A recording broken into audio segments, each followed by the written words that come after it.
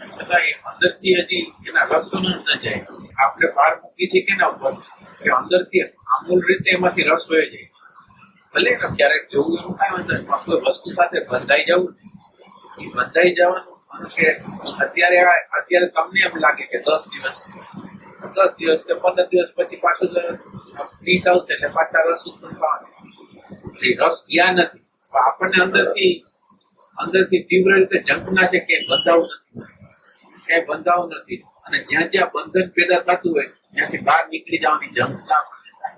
તો પછી આજે પરમાત્મા એટલે સંકેત થાય તો આપી સામે ઓને મોકલો અને એ વસ્તુ મારી સામે આજે પણ એ તો તમારો ટેસ્ટ કહેવાય. તમારે ના પડવાની હતી, મારે નથી જતું. તમારો ટેસ્ટ છે.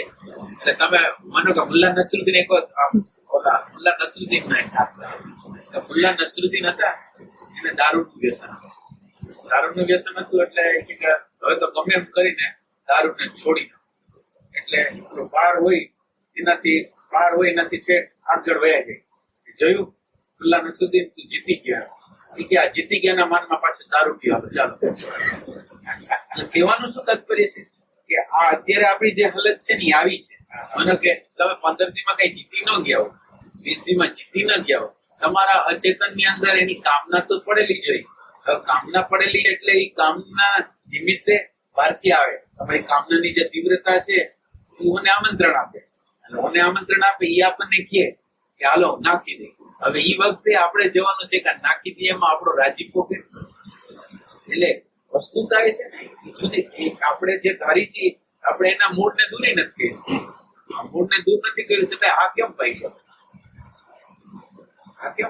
અને આ પડતી વખતે આપણી મનસ્થિતિ કેવી હતી? આ પડી દીધી. એ વખતે આપણી અંદર કેવો રાજીપો હતો, અંદર સૂક્ષ્મ રીતે, ગુપ્ત રીતે, અચેતન મનમાં. એ બધી તપાસ કરી. આ બધી વસ્તુ બહુ એટલે અમુક કુદરત છે એ આપણને જાય કરીને દિશા આપે કે તમે આમાં ફસાઈ. આપણે એમાં ફસાઈ ગઈ.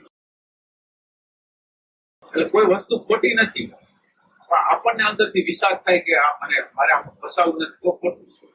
આપણે માણસને ખોવાવું હોય તો કઈ વાંધો નથી. જેની આગળ લક્ષ છે એ લોકોને તો આ બધી વસ્તુમાં ખ્યાલ હોય કે આપણે આમાં કામ નથી કરીએ કે 10 દિવસ કે 15 દિવસ નથી જોયું એટલે એનો અર્થ નથી. તમને 50 વર્ષ પછી આ 5 વર્ષ નહીં એ બધી વસ્તુ દબાયેલી પડી 50 વર્ષે તમે વૃદ્ધ થાવ ને ત્યારે તમને એમ થાય ગાલો હાલો હવે પછી બધું ઉખડે. આપણી શક્તિ ખલાસ થઈ ગઈ હોય ત્યારે ઉખડે.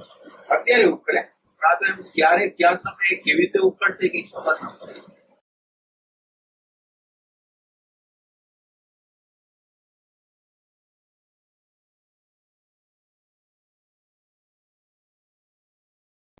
રસવાળી વસ્તુ એમાંથી એનર્જી ઉત્પન્ન થતી હશે. એના કરતાં તમારા મનમાં જે ઘૃણા અને તિરસ્કાર હોય તો ભયંકર એનર્જી ત્યારે જો આપણે પી દઈએ તો મને લાગે વધુ પણ એ તો અસર એટલે આ પ્રયોગ તમે કરતા હોય ને એટલે વાત સાચી. પણ એ પ્રયોગ તમે માનો કે જીવનની અંદર તમે પ્રયોગ જ ન કરતા હો તો એ વખતે તો કેતા ને કે આ પ્રશ્ન પૂછ્યો તો અલગ બોલે તમારી બેબીએ કોઈ પ્રશ્ન પૂછ્યો તો જ્યારે રેસ હોય ત્યારે ઘોડો કેમ દોડતો નથી? કે તમારા ઘોડાને તમે એ પેલા કોઈથી બહાર કાઢ્યો હતો, રેસ માટે ટ્રેન કર્યો હતો? તો ટ્રેન ન કર્યો હોય તો એ રેસમાં બિચારો કેવી રીતે દોડે?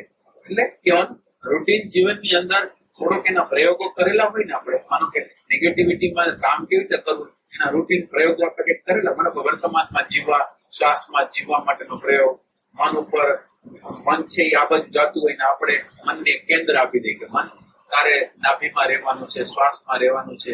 મંત્ર એવો તમે આપેલો હોય તો એ વખતે તમારી આગળ શક્તિ હોય કે તમે કરી શકો.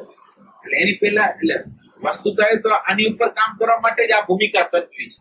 આપણા નેગેટિવિટી ઉપર કામ કરી શકીએ એના માટે જ છે આ બધું. એટલે આપણે આપણી બધી એનર્જી આ નેગેટિવિટીમાં જ વહી જાય છે લગભગ.